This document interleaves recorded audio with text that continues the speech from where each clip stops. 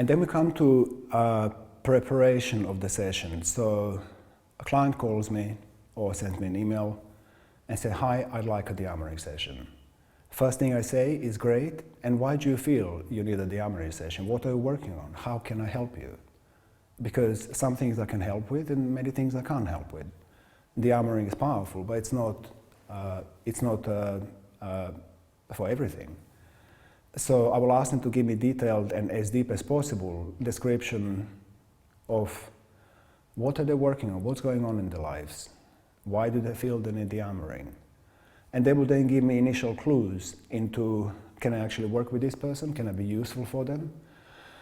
Or do I need to suggest perhaps for them to go and do some rebirthing, the breath work, which will connect them to the emotional body, and then maybe after 5 or 10 sessions of that, then they can come to me and we can start working. I can recommend for them to go and do a number of other therapies and self-development techniques, which I feel would be more beneficial than my work. So that's the first thing. When they contact me, always the first question is, how can I help you? Why are you actually coming to me? And then I'm going to have to explain to them possible consequences, or possible outcomes of what to expect, even though it's difficult to say because it can go in many directions, but roughly what they can expect out of the session, so that they don't come, especially if somebody is coming for the first time, they have no idea what de-armouring really is. They heard it or somebody recommended it, they don't know. So I need to tell them that very frequently people scream, very frequently people cry, very frequently there are quite intense emotional states that get triggered inside the body. That if we are working on the areas like a throat or stomach, there is a possibility they will vomit or spit and puke. They need to know all these things so that they can relax. So if all these things, also I need to tell them they may get sexually aroused, that also there may be no response at all. They may just, the whole session may pass by and they might not have any strong reactions. So they need to know as many possible outcomes so that once they lie down, they can relax. They kind of know what to expect, so there are no hidden surprises. So I think that's also quite important. Then they will come to the session and we're going to have an initial talk. So initial talk really is for me to read into them as much as I can. So from the moment, in fact, from the moment we talk on the phone or we exchange emails, I already start connecting energetically, reading into them. From the moment they come through the door, I observe the body. I look at the muscle structure, how the body is built, the way they move, what are the patterns in the movements, what are the patterns in holding the body. This already gives me a huge amount of information where the armor is and where I can start locating it. So we sit down and we have an initial talk, we have a cup of tea, and I continually read and read as deeply as I can. What I mean by that, body reading is done, if I'm reading you, I need to connect with myself as deeply as I can in a neutral state. So that means putting my Dearmouring little personality ego to one side and becoming an empty channel, empty vessel, which is able to receive what is coming from the outside. So I open my heart, I open my solar plexus, I open my second chakra, I open my throat, I open my third eye, and it's completely connecting and reading from the whole body with everything I have, all the senses I have. I'm tuning into the client and I'm noticing anything that I can notice that tells me how they're feeling, where they are, what are the fears, what are the expectations, what are the range of things. So the more I can be tuned into myself, the more I can be relaxed within myself. And this again comes from practice. You need to practice this. First of all, I kind of clock myself. I observe myself and okay, right now I'm feeling this and I'm thinking that. And I have this and this kind of reactions in my body. Pressure here, temperature there. So this is my state of being. This is this bubble. And then when this bubble meets another bubble, my client, if there is any difference, any change inside my system, it's most likely it's coming from them. I'm reading it from them. So this you need to practice and practice and practice, and I do it non-stop continually while I'm in a session. I'm non-stop keeping myself in a neutral state, and observing any change in me usually comes from the client. So this is what I do in the initial talk. And they can take 10 minutes. Sometimes it develops into talk therapy, so it can take an hour and a half. My sessions are usually between 2 and 4 hours. That's the length. And usually, first, as I say, 10 minutes to half an hour is intro talk.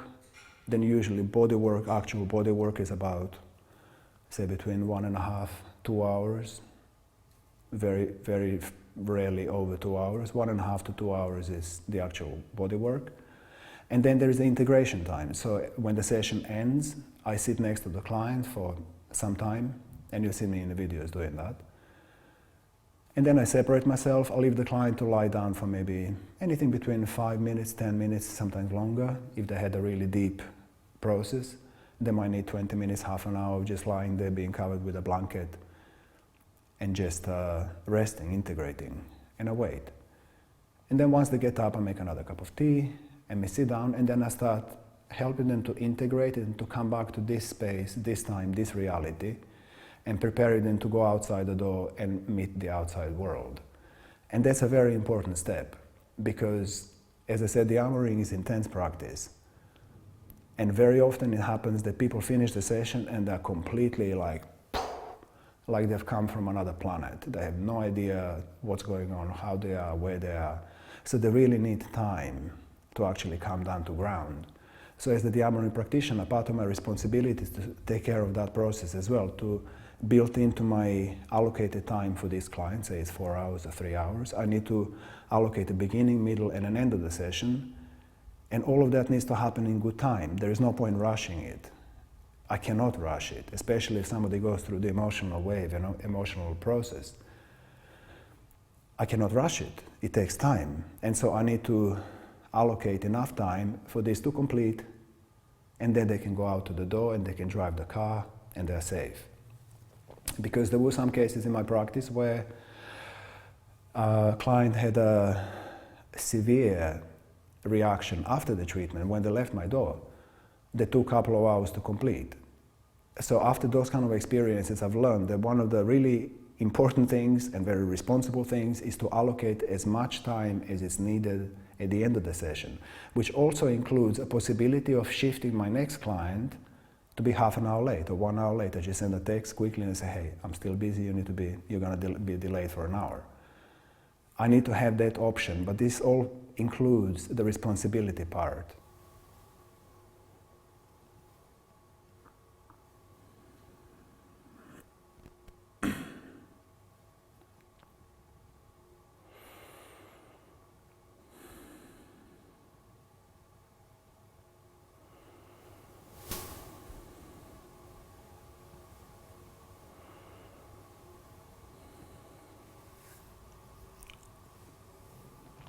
Relax, relax, relax, relax. Just relax.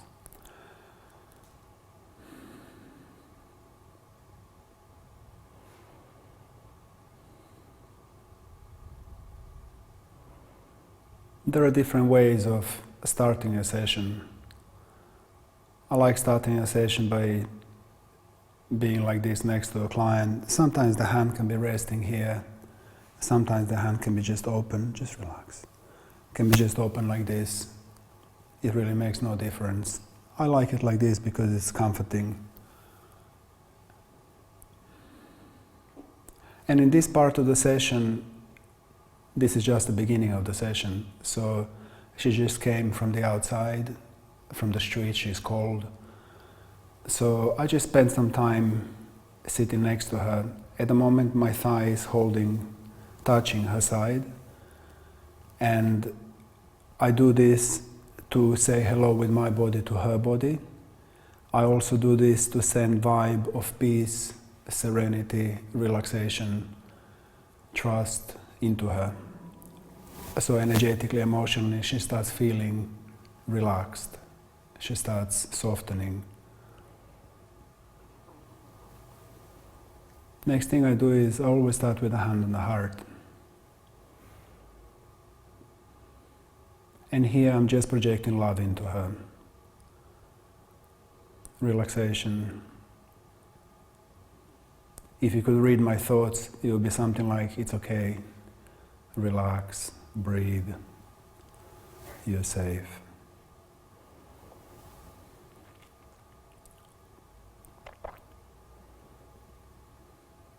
And as I'm doing this, I'm already beginning to read the body.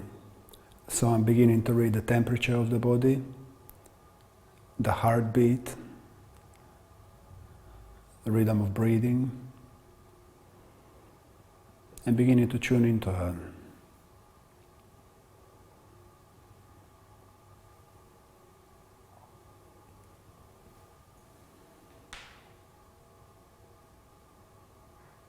I'm also always, when I work, I watch very, very closely at minute, tiny muscle movements on the face, on the body, because all those are clues to read the body.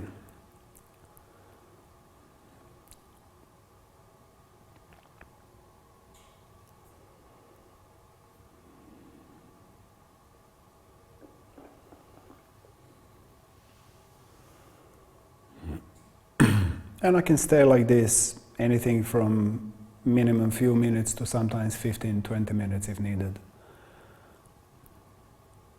Right now, her heart is still beating quite strong, so I'm just going to stay here for a little bit so she relaxes.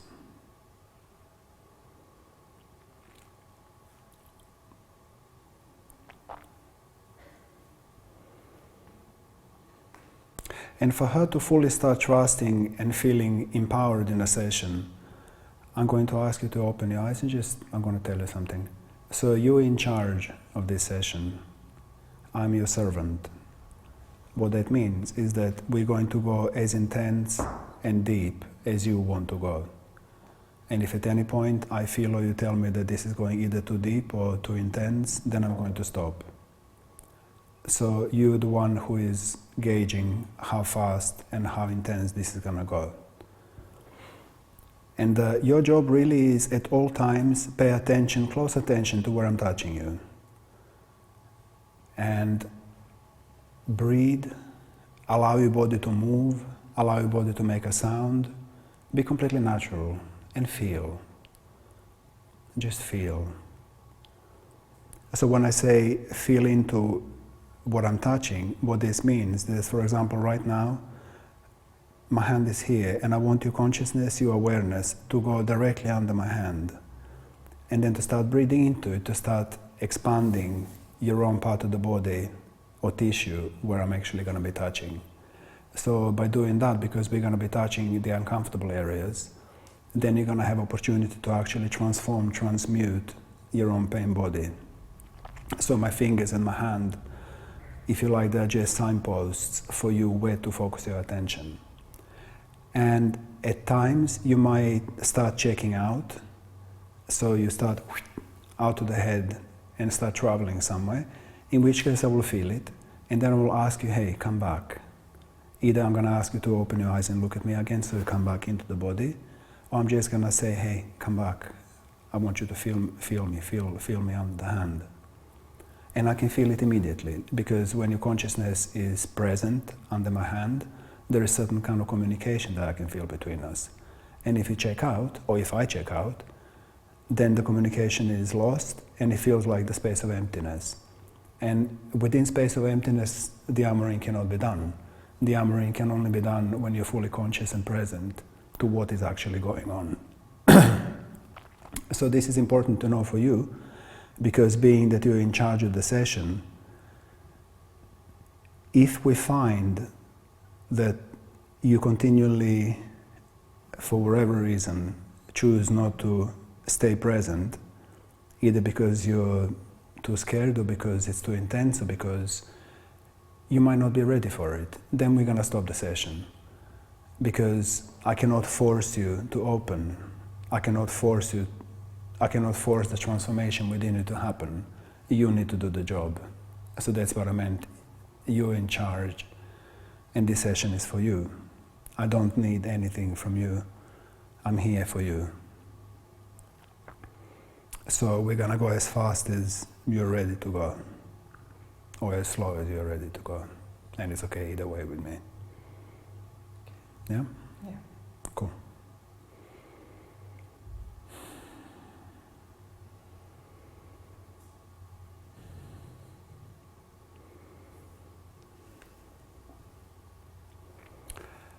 So after I made the initial contact with the client and established the rapport, there is already a lot going on between our bodies. There is a lot of trust already being built.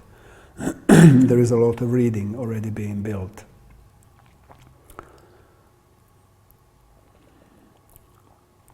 The next thing I'm going to do is I'm going to start opening the spine a little bit and just making sure that, because I said she just came from the street, she's cold, her body is cold, so we're just going to open the body a little bit.